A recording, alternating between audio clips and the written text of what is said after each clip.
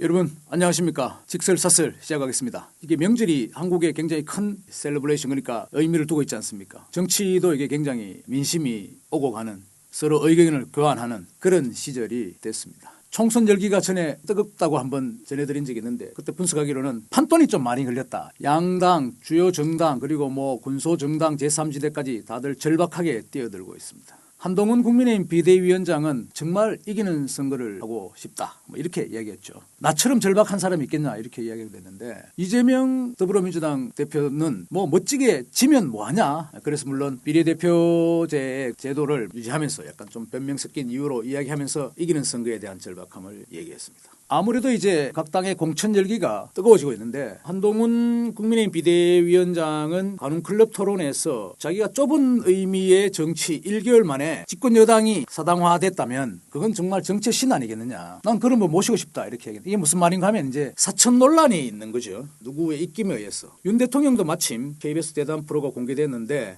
대통령의 후광이 작용하겠습니까? 라고 반문했습니다. 원칙적인 입장표명인데, 그만큼 공천은 특히 국민의힘에 있어서는 굉장히 사활이 걸린 문제다, 이렇게 보고 있습니다. 대통령이나 한 비대위원장이 사천 내지는 후광의 비정상적인 공천 과정은 없을 것이라고 얘기하고 있지만, 정치는 그렇지 않죠. 정치란 것이 그렇게 기계적으로 움직일 것 같으면 못하러 하겠습니까? 암묵적으로 이게 여러 영향에 의해서 작용되는 것이 공천 과정이다, 이렇게 보고 있습니다. 중앙당 집권주의가 횡행하고 당내 민주주의가 아직은 고도로 발달되지 않는 현실도 좀 감안해야 되지 않을까. 그래서 늘 공천이라는 것이 심사 아니면 또 밀실평가, 현실적으로는 작용하고 있다, 이렇게 봐야 될 것 같습니다. 오늘은 저희가 한번 TK, 그러니까 대구 경북의 공천, 특히 국민의힘 공천에 대해서 한번 집중적으로 한번 얘기를 해보겠습니다. 이번 총선에서 가장 먼저 사실상 국회의원이 결정되는 곳은 TK다, 이렇게 보고 있습니다. 어쩌면 이번 공천이 이루어지면 국민의힘 아니면 민주당이 굉장한 인물이 나오지 않은 이상은 국민의힘 의원이 당선될 가능성이 많다는 뜻이기 때문이죠. 그래서 늘 TK는 두 가지의 정치적인 이슈를 담고 있습니다. 하나는 전원이 국민의힘 계열의 집권 여당이 내려오니까 정치적 다양성이 존재하지 않는다는 것이고요. 또 하나는 소위 말하는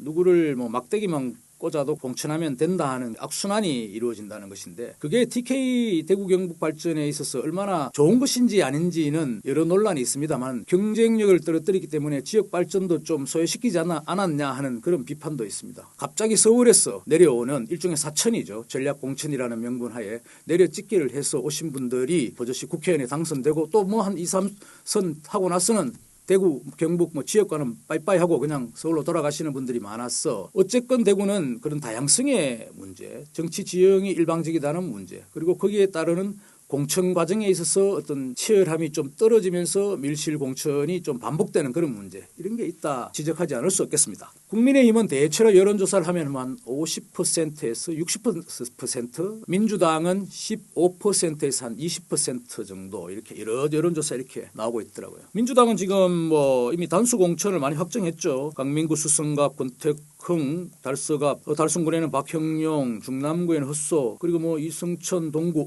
구미에 또 장세영 정 시장이 이렇게 거론되고 있는데, 솔직히 말씀드려서 예전의 김부겸 전 의원 같은 수성갑에 이런 좀 발륨 있는 인물은 조금 지금 아직 눈에 찾기 어렵다, 이렇게 좀 볼 수 있을 것 같습니다. 모르죠. 이제 또 선거를 하면은 어떻게 변할지는 모르겠지만, 국민의힘으로 돌아와서 좁혀서 말씀드려보면 25명 전원이 현직 국회의원이기 때문에 누가 공천되느냐에 따라서 바뀌는 사람은 그냥 탈락이죠. 사실상 국회의원이 좀 지정된다고도 볼 수 있는데, 예선이 좀 본선이라는 의미가 되겠습니다. 대구는 44명이 신청해서 3.6대 1이고요. 경북은 68명이 신청을 해서 5.2대 1입니다. 그런 대로 적정 수준이라고 보여지고 있습니다. 탈락이냐 아니냐 하는 이런 부분이 이제 있으니 국회의원들, 현직 의원들은 초긴장이죠. 벌벌 떨고 있다 해도 과언이 아닙니다. 지금 단독 신청한 추경호 달순군의 전 부총리나 윤재욱 원내대표 단독 신청은 아니지만 이런 쪽 정도를 제외하고는 누구도 예측할 수 없다. 이미 어느 정도 이제 단계의 컷오프 정도는 이미 윤곽이 곧 드러날 것으로 보여집니다. 이게 여론조사를 해보면은 본인은 정치를 나는 잘했다 4년 동안 이러실지는 모르겠지만 거부감이 굉장히 커요. 일종의 교체 지수라는 건데, 어디 쪽에서 여론조사를 하든지 간에 현직 국회의원에 대해서는 한 50%, 60% 이상이 교체해버리자, 이런 여론이 많아요. 계속해도 좋다, 이런 쪽은 한 30% 정도 이렇게 불과합니다. 현장의 격전지라 할까요? 지금 두드러진 곳. 뭐 예를 들면 대구는 달서병입니까? 지금 김용판 의원이 현직을 고수하고 있는데 권영진 전 대구시장이 도전장을 던졌죠. 여론조사에서도 오차 범위 내입니다. 그리고 여기다가 조원진 전 의원이 다시 등장하고 있고요. 거의 3파전 형식이 지금 될 가능성이 많습니다. 달서갑도 홍석준 의원이 현직인데 유형아 박근혜 전 대통령 변호인이라 할까요? 여론조사에서도 지금 뭐 비슷비슷하게 나오고 있는 모양입니다. 북구갑도 지금 보면은 양금희 의원이 있는데 뭐 정광삼 대통령실 소통 비서관 전 경합을 좀 벌이고 있다 할까요? 내부적으로 어떻게 될지는 모르겠습니다. 동구갑, 동구을 공천 과정이 어떻게 될지 주목받는 곳이고요. 구미을 같은 경우에 보면은 현직 김영식 의원인데 강명구 전 대통령실 국정기획비서관이 지금 등장하고 있고 다른 분들도 한 불러드려야 되지 않을까요? 최우영 전 보좌관, 허성우 전 국민제안 비서관, 최진영 대한변호사의 대변인 변호사죠. 신순식 전 군의부군수 이렇게 이제 뭐 공천에 도전하고 있습니다. 경산이 좀 재미있을 수 있죠. 지금 경산은 윤두현 의원이 지금 현직인데 최경환 전 부총리가 무소속으로 이미 출마를 공식 선언했습니다. 여기다가 이제 조지현 전 대통령실 행정관이나 또 다른 분 이승희 전 경산시 의원이나 뭐 유인학 씨 이런 분들도 지금 공천 신청을 한 상태입니다. 전체 그림으로 보면은 대통령실 후광이나 아니면은 현직 의원이나 전직 부총리로서 어우러짐 이런 것이 경산들을 지금 굉장히 달구고 있다고 합니다. 그래서 TK 공천을 전체적으로 계략적으로 말씀드려 보면은 아무래도 현 의원들의 뭐 수성 과제가 있을 것이고 본인들은 당의 점수를 많이 따든 어떤 로비를 하든 각 지역구의 여론으로 압박을 하든 어떻게 하든지 간에 이 시스템 안에서 공천을 따내는 것이 이제 절박한 상황이 됐고요. 도전자들은 전직 명함 뭐 대통령실 쪽으로 이렇게 하는데 그런 부분들은 또 도전자로서 충분히 활용할 수 있겠죠. 그리고 또 가감점이 있지 않겠습니까? 정치 신인들은 가점이 있고 현역들은 지금 감점의 시스템이 돌아가고 있는데 이런 부분을 잘 활용한다면은 신인들도 기회가 있을 것이다 이렇게 보여집니다.